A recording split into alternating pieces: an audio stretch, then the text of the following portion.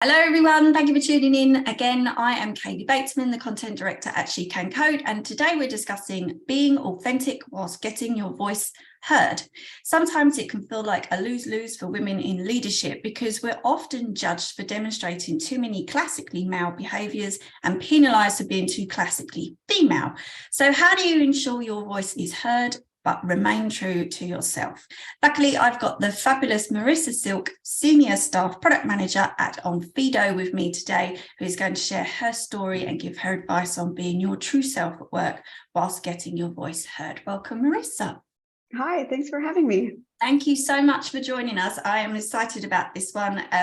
It's something that comes up often on the podcast, but we haven't gone into it in detail. So this is going to be really interesting today.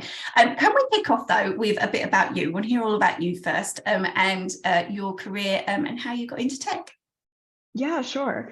So I am a New Yorker, currently based in Berlin, and I did not intend to have a career in tech. I studied gender studies, both in my undergrad and my master's, and I really thought that I was going to have a career doing program work at a place like the UN or NGOs.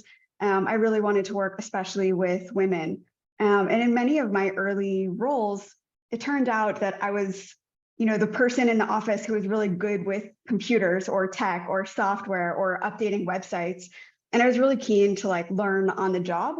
And so I kept finding myself with all of these tech responsibilities, like sending email blasts or coding a new newsletter template or updating the website. I even networked our office once.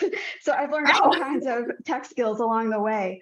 And at a certain point in my career, I found that I had this really natural way of bringing people from different parts of the business together in order to get work done.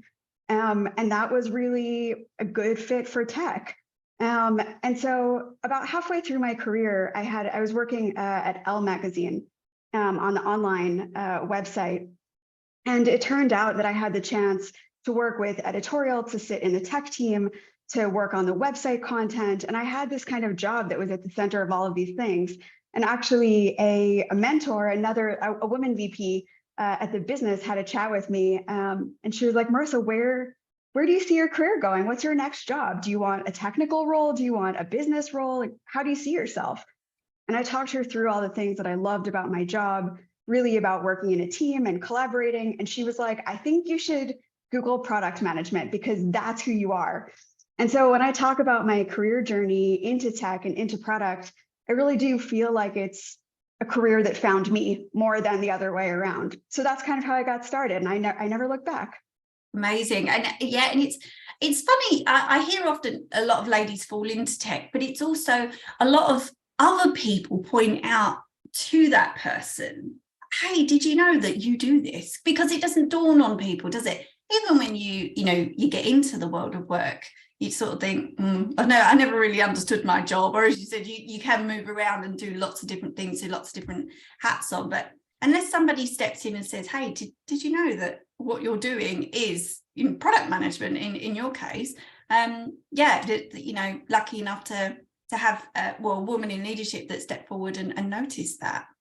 Yeah, absolutely. I feel very grateful to her. Anytime I think about how what my career journey has been like, I always think about her, and I often talk about her in interviews. I think especially in the case of tech, new jobs are coming up like almost every day, it feels like. Yeah. And so, a title that might not have existed when, a person was in university or at the start of their career might suddenly emerge. And so I think that having people around you who can coach you and talk you through it and highlight things that they're observing about you and about, new opportunities emerging. I think that connecting those dots is really important. Yes, definitely. And today we're going to be talking a little bit about leadership styles and a woman that's stepping into a leadership role. You mentioned there a great one who, was still looking back and seeing, what other people were doing on her team and how she can lift as she climbs. I'd like to start off today with, though, why do you think women often adopt a leadership style that's not necessarily them? It doesn't seem authentic to them. Yeah, it's a really tough question, but a great one. And I've given a lot of thought to the topic. In fact, I think there's sort of a few things at play, or at least I'll draw from my own experiences. So in my case, especially at the start of my career, I worked in largely male-dominated industries and male-dominated teams. And so as far as like role models that I could see in the business, they were all men. There weren't women around, there weren't women in leadership positions, and I didn't have access to diversity of leadership styles, in fact. So, I knew what I saw. And so when I was coming up in my career, I often, emulated or mimicked or, mirrored what I was observing, in my own space and in my own teams and how I was being treated and managed and led. I think the other thing at play is that women oftentimes are given sort of unsolicited feedback, even, informally and formally. And oftentimes, especially in male-dominated industries, that feedback is often coming from men.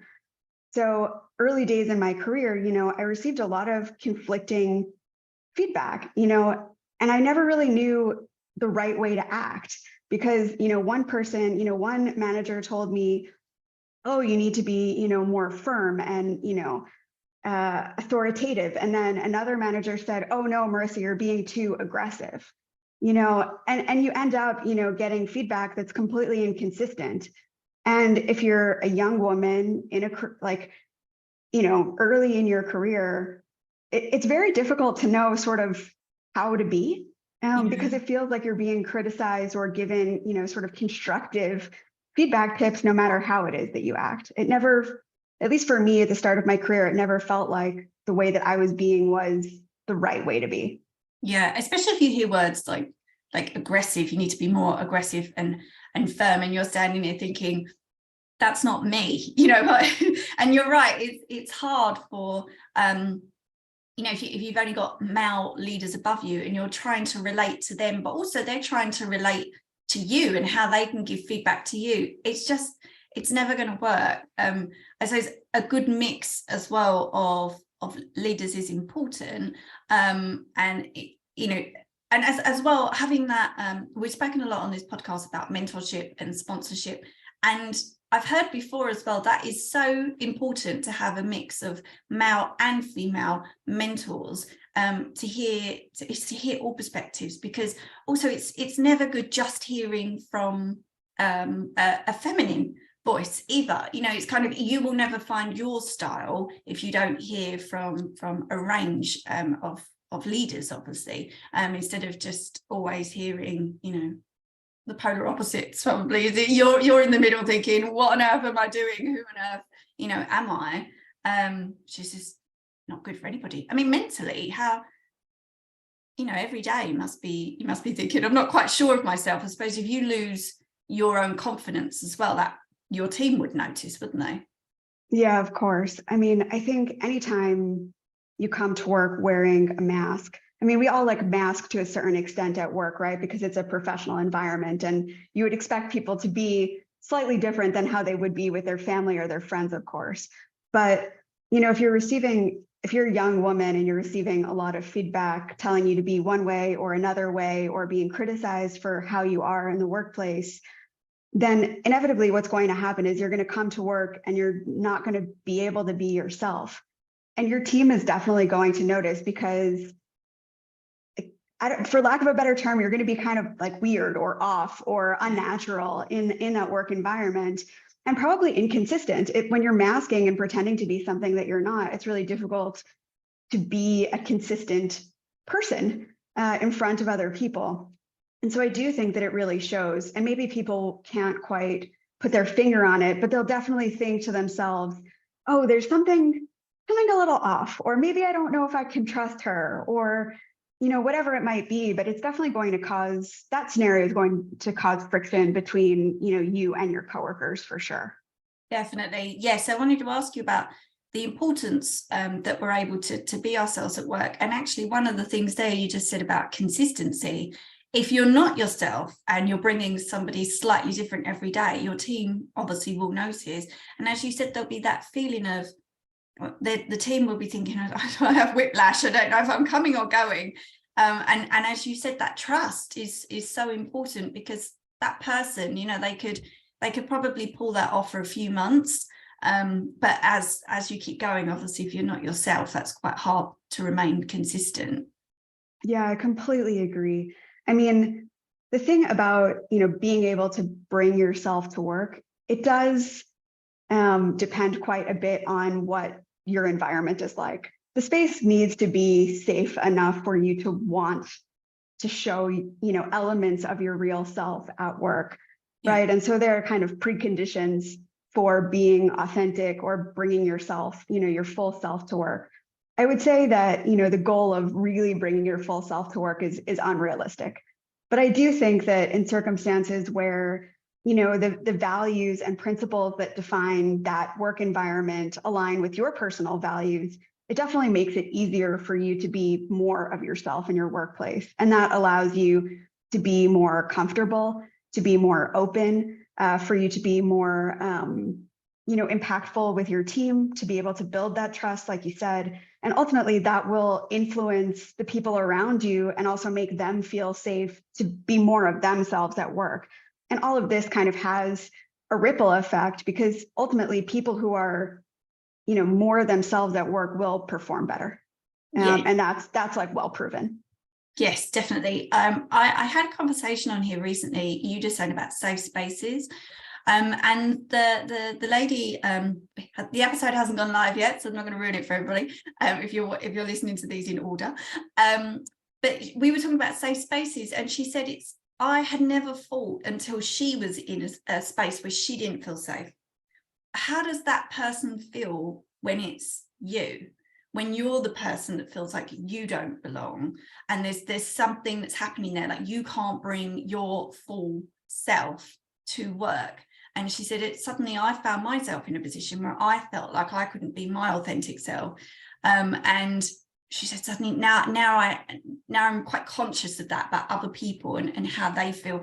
And I love the fact that you mentioned people feeling safe to be themselves, because people just leave, don't they? It's kind of, they don't think, oh, I'll stick around here, and mentally I'll just worry about Teams messages that are popping up all day, and I just don't feel great about the environment that I work in. They will just eventually leave if they don't feel like they're being true to themselves. Do you think there are things that organisations can do to make people feel at ease, when it comes to being authentic at work and feeling safe to be themselves? Yeah, I mean, of course, but it certainly depends on hiring a certain kind of leader, because ultimately, at the end of the day, leaders at all levels of the business set the tone. And the way that those leaders show up will, impact the way that everyone else shows up. So, demonstrating things like situational leadership, like applying different styles of leadership depending on the context, creating an environment where it's okay to speak up, including speaking up about something that maybe you disagree with, or providing an alternate viewpoint. I think creating forums and opportunities for people to be able to share their voices openly, and for those leaders to demonstrate that those voices are valued in the business. Those things are all really, really important. I think also leaders demonstrating that it's okay to fail, and that failures are really just a stepping stone to learning. I think that also helps create an environment of safety. And I think that that's really important, because at the end of the day, if like your employees, if you're a leader and your employees don't feel safe and they don't feel comfortable in that environment, I mean, for one, you're not going to get the best work and the best product out of them. But as you said, people will leave because it causes so much internal friction and so much internal strife when you don't feel like you belong in your space. And that's like, at the end of the day, that's not good business. No, exactly. And yeah, I completely agree on leaders that are so honest when things don't work, and how you'll get around them. I worked in an American company, and I must say it is a culture thing. And I think in the UK in particular, we took ourselves out of a lot of things, trying a lot of things. And we just sort of think, well, this will go wrong, that will go wrong. At an American company, I was always told, if you want to try something, just give it a go. Try not to cost us any money. whilst you're doing it, but give it a go. And if it's okay, if you fail, it's okay. And I saw that from my leadership team as well. And that really did trickle down. I was very young at the time, and you don't have the confidence to try things, obviously, when you're very young. But seeing that your leadership team are doing the same thing, owning up to, things that go wrong, just created this safe space that everybody could feel like they can try things. And people at that company, they stay a really long time, they leave, they go back. It's one of those cultures that you just think it's been fostered to feel safe, where you can just, be your true self, and that's it. But I suppose it really depends on the company, doesn't it? If you feel you're not safe, like you said, you're going to exit pretty fast. Yeah, absolutely. I mean, I think so. Your point about American culture is really interesting. So I'm an American currently in Berlin, but I actually moved from New York to Sydney and then from Sydney to Berlin. And it was really interesting for me. So in New York, I was working in magazines and news, and we had really big website traffic. It was they were big publications. And so it was really easy to try something new. And if it didn't work, we would just undo it. And in a few hours, we would have results, and we could see if we had made a good choice or not a good choice. And that sort of environment of openness and experimentation was just part of how we worked. When I moved from New York to Australia, not only were there cultural differences, but I also moved into banking. And as you might expect, a traditional bank is quite a bit more risk averse than a newspaper in New York would be. But even there, because of the way that leadership was, it was really easy to sort of convince my peers and my managers to take a chance and to take those risks and to be open and show that kind of safe style. So oftentimes, in tech, we, talk about things like Agile or Scrum or methodologies where really they're all about kind of trying something, in a time box and then evaluating how it went and then either changing or doing it differently. And so I use that kind of tech mindset with my managers in Australia to say, what if we try it out for 2 weeks and then we regroup as a team? And if, it didn't work, then we never have to do it ever again. And this was a really great way to kind of open up the space and create that safety and create those kind of quick learning loops that we really needed to do our jobs. Yeah, and a great leadership style as well to make people feel like it's okay to try something. It will be safe. You can trust me as a leader because we're going to do it in a set time period, and it's just taking away that risk and making people feel like you can be trusted. Obviously, I always love the fact that you mentioned about speaking up on things that you don't agree with. It is hard, isn't it, when you're, especially when you move more into a leadership position and you have to have those awkward conversations. And as you quite rightly, one of the first things you said when we started this conversation was your role models up until that point have probably been men. So it is difficult if you've seen men have those awkward conversations and then drop in and say that they don't agree with something. How do you do that? How on earth do you approach that when those conversations come up? It's I don't know. Have you had an example where you've had to have an awkward conversation like that? Oh my gosh, so many. And I have to admit that this was a really difficult skill for me to learn, especially I think working in news and media in New York, because in that kind of environment, one, it's very fast paced. Two, it's almost entirely men. And three, people are loud. People are loud in a newsroom. I don't know if you've ever watched, TV shows where there's, it's based in a newsroom, but it's loud. Yeah. And people are often shouting from one, area of the floor to the next, or having, a very spirited discussion, I'll call it, but it's loud in a newsroom. And the truth is that, like, naturally, I'm really quiet. And I'm really shy. And I kept, looking for those moments where I might be able to interject. And I kept, those moments kept passing me by. And then the conversation, would have, migrated 5, 6, 7 topics. And that moment for speaking up was completely gone. Mm-hmm. And I kept leaving these conversations feeling really frustrated with myself, thinking, Merissa, why didn't you jump in? You had something to say, you didn't agree, or, whatever it was. And I think the environment was probably safe, but I just couldn't quite figure out how to do it. And of course, in school, you're used to raising your hand and someone calls on you, but that's not what it's like in the workplace, at least when you're co-located. Of course, tools like Zoom, and Google Meet have added, a virtual raised hand. It makes it, much easier for shy people. But when you're in a really noisy office, it's really difficult to speak up. So I decided to teach myself how to do it.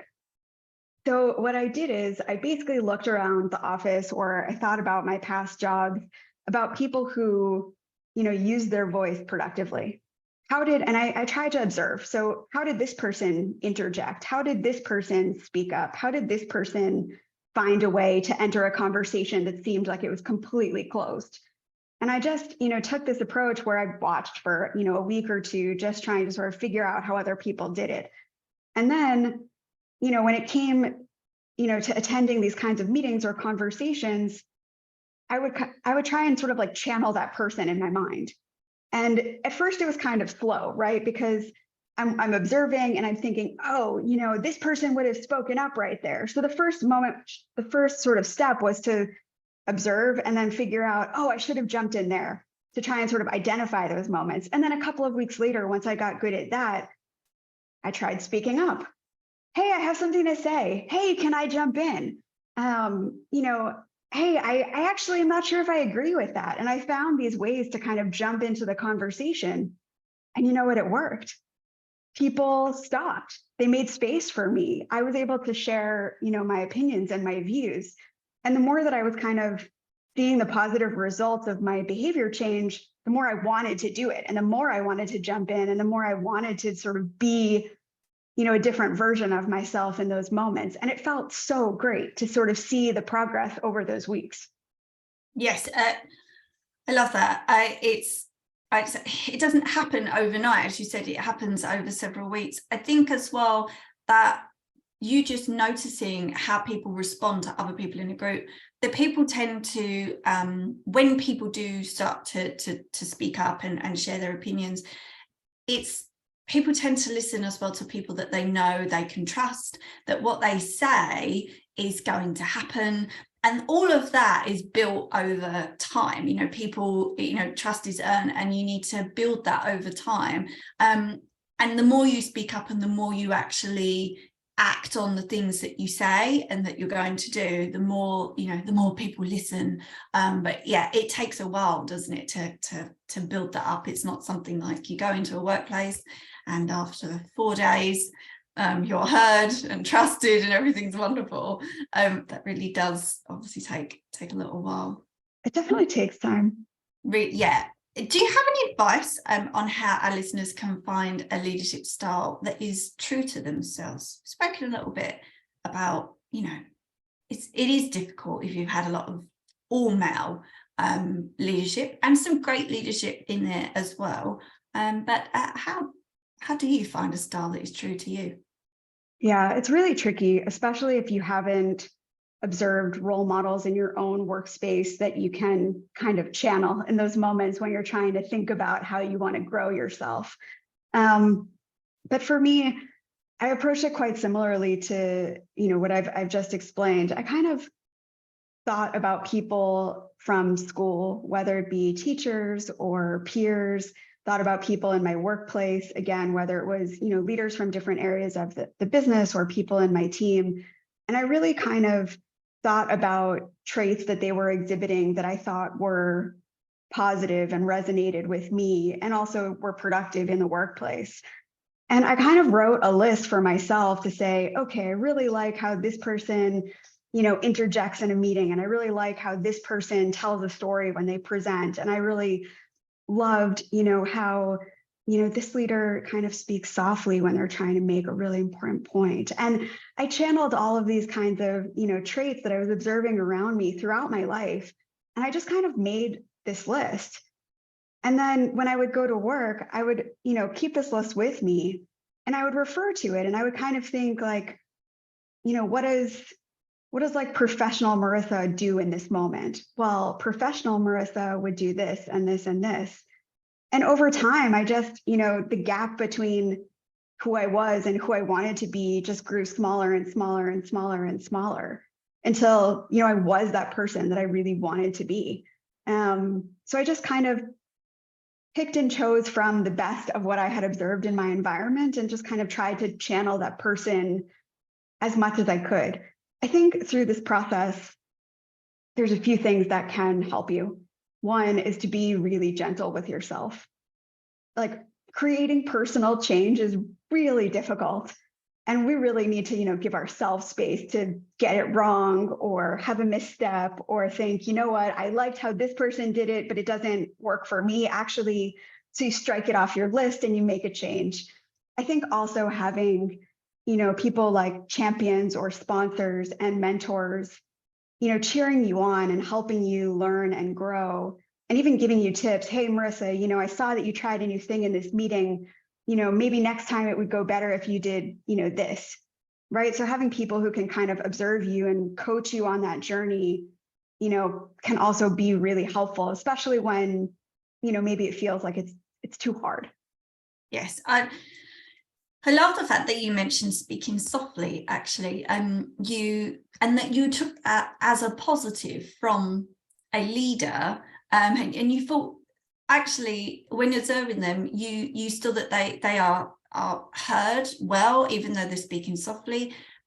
How do they do that? And it was something that you saw as a positive, because people see things, especially feminine traits, they sort of think, that's almost a weakness in that point. You have to be, as you said earlier, aggressive and loud and shout. But actually, just seeing that somebody can have the same effect but speaking softly, it's so interesting that you started to observe. You don't always have to be that aggressive typical male leader. Really interesting, because you mentioned you are naturally quiet and reserved. Do you have any advice to someone who is struggling to find their voice and speaking up? I mean, you mentioned there about just really observing what people are doing and finding your leadership style.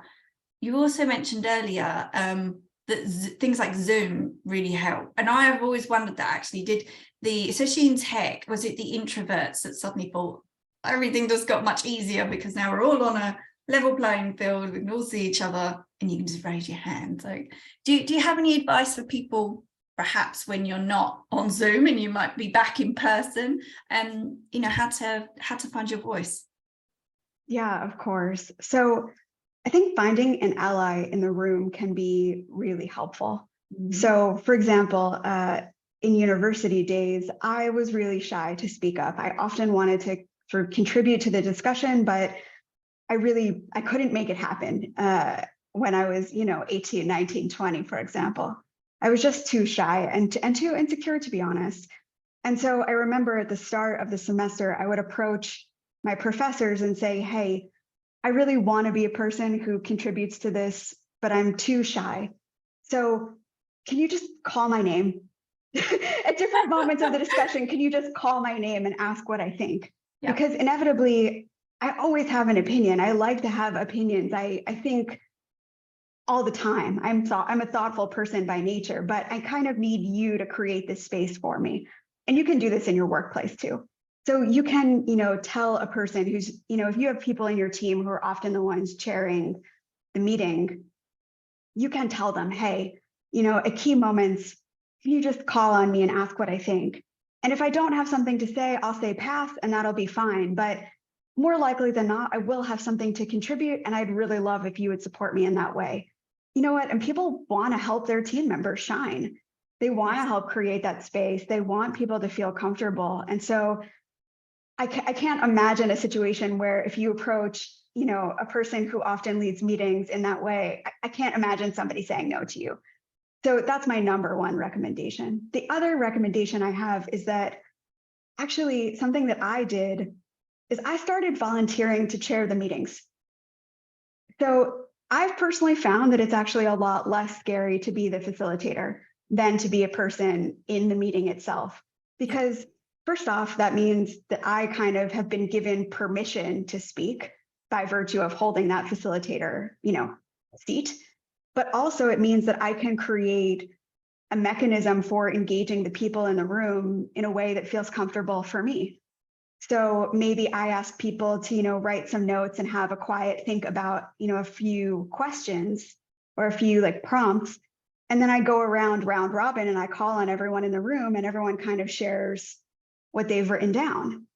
This is a really great way to engage people of all different, personality types and comfort levels and thinking styles. And if you're the one facilitating, then you have the opportunity to create an environment that feels great for you. Yes. And I think to a lot of people that are quite shy, that think that having the thought of thinking chairing something would just be so frightening for some people. But actually, it's one of the best things that you can do. As you said, you get to create that space, and just getting over that little hurdle or that little thought in your head where you think, oh no, that would be really frightening. You can just get past that and then make sure that you're making a space for yourself and everybody else as well, to feel like they can be heard. That's great advice. I love that. I haven't heard that one before. With the mentors, that is super interesting.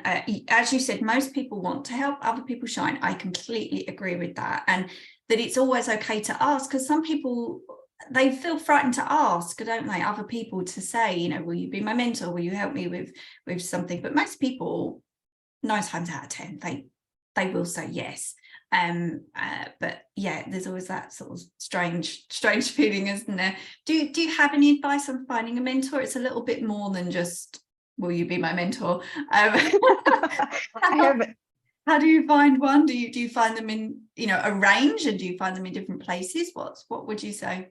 I have tons of advice on this topic. I have been both a mentee and a mentor for many years in my career. And actually at Onfido, I even run a mentoring program for the product org. So there's plenty of ways that you can find a mentor. One is that you can be a little bit brave and approach someone that you like, or you observe, or you think would be a great companion for you on your journey. And you can say, hey, I'm looking for a mentor. Do you have capacity? I think that's a really easy way to kind of bring it to them, to ask if they have time and energy for that. But I think that also you can ask your manager to pair you up with someone. So I've helped, I do this through the mentoring program, but in the past, I've also had managers find me a mentor. And that is a lot less scary, because ultimately then your manager is approaching peers or people they know or have relationships with. It's also a lot, easier for that person, if they don't have capacity or interest, to say no to your manager than to a person, like to the mentee space. So yeah. Having a manager sort of facilitate that, is a really good way to get started. Also now, especially since the pandemic, there are plenty of online opportunities for finding a mentor if you want to connect with someone outside of your org, especially if you work in a small company. So I used to mentor with an amazing platform called Coffee Code Break, and it's mentoring by women for women in tech. And there are mentors all over the globe, speaking a variety of languages with expertise in a variety of subjects. Another friend of mine started a mentoring platform called My Mentor Path. So if you're feeling, too intimidated to find a mentor in your own space, or to even, tell your manager that you'd like a mentor, there's all of these resources online that will, help pair you with a great person. Yes, that's great advice as well. You are right. Some people might feel a little bit awkward and might not have the capacity and don't know how to say to you, it's a no now, rain check. But yeah, if it's to a manager, that's great. I mean, you wouldn't even, I probably wouldn't even have thought of that, of asking a manager to find a mentor. You naturally think, it's all on me. Also, some companies obviously have like a matching service that can help, but that's not always available to everybody. While we're on the subject of mentors, you had mentioned that you've been the mentor and the mentee. Do you have any amazing female role models in your life that they can be, mentors, or they could be role models from home or home environment? Who in your life inspires you? I have to say that I've been very lucky. Over the years, I have collected such an amazing group of women and men who have been role models for me over the years. I think in the earliest days, I had some amazing teachers, especially in high school. They were women who saw something in me that I didn't yet see in myself. And they took an interest and they spent time with me and they pushed me outside of my comfort zone. And I really think that those kinds of relationships really started me on a different kind of path, to be honest. And then, of course, doing gender studies, for my bachelor's and master's, those programs are full of women, amazing women with different personalities and styles and interests. And to see all of the sort of diversity in a group of people that, society kind of views as homogenous, which is entirely not the case. I think that was also a really positive experience for me. In my current work environment, I work with a ton of great women. I have tons of mentees at Onfido, in fact, and we have amazing women in our product team. Is it okay if I give them a shout? Yes. So our product team is currently led by our CPO, Yulin, and our VP of product, Therese. I have amazing mentees in Julia, Virginia, Raluca, and so many more. I think that it's really unusual to find a product team with so many stellar women. And I feel really lucky to be a part of this group. Yes, and as a company, you must have worked hard as well to foster that those ladies want to stay, that they want to progress. There's always that feeling of feeling safe and moving forward. I think some people, especially when companies that start to look into working on diversity in their culture, it's like they think things might magically happen overnight, but they really don't. A company really has to work hard to make sure that everybody, not just leadership, everybody feels safe, they can bring their authentic self to work every day, and they stay, and obviously they're there to move the company forward, but that doesn't happen by accident. Yeah, that's right. And visibility is so key. So as you've said, you have to be purposeful in recruiting women and recruiting people from diverse backgrounds into your teams, of course, but also making them visible internally and externally is really important, because it shows people who might be thinking about a career at your company, hey, there are people like you here, and it's okay to be whoever you are, and we welcome you and we value you and we want you to be here. And so for me, especially as I've grown more senior in my career, I've tried to find moments where I can make myself visible to other women in tech, to say, hey, there are women here, and there are women in positions of leadership or really senior roles here, and you can have a career just like mine, and you can be welcomed and belong and, find success. So I really do think that, as we get more senior, it's really important for us to create that visibility so that, women of the younger generation see that there's a space for them. Yes, definitely. And that is lovely advice to end it on, because we are already out of time. I could keep talking on this subject for another half hour. We are already out of time. So thank you so much, Merissa. It has been a pleasure. Thank you so much for agreeing to come on and chat with us today. Thanks for having me. And for everybody listening, as always, thank you for joining us, and we hope to see you again next time.